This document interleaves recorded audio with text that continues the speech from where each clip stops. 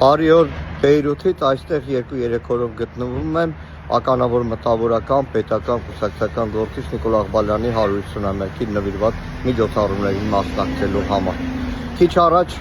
համացանցը միացրեցի Դաշնակցության կենտրոնում ու մեկ էլ աչքս ընկավ, որ Նիկոլ Փաշինյանը կարծես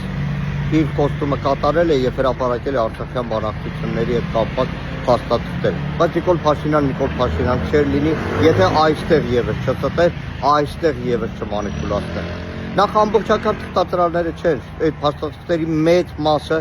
կամ ամբողջը հրապարակվել է բացի մեկի 2019 թվականի Մինսկի խմբի կողմից առաջարկը, որը տևական ժամանակ ընդդիմության կողմից, շատ գործիչների կողմից կոչ էր արվում իշխանություններին հրապարակել։ Առաջին բանը, բոլոր փաստաթղթերում, այդ թվում 19 թվի փաստաթղթում խոսվել է Արցախի կարգավիճակի վերջնական որոշման եւ Արցախահայության վճռահատման հիման վրա որոշման մասին։ Եվ սուտ է Նիկոլ Փաշինյանը, որ բոլոր բանակցություններում Արցախ-Ադրբեջանի կազմում պատկերացվող բանակցություններ են եղել։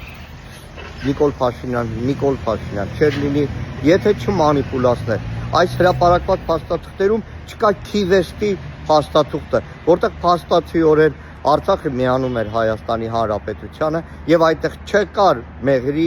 զիջելու կամ մեղրի միջանցքի հարց։ Փոխարենը այսօր կառավարությունը հրապարակել է Նիկոլ Փաշինյանի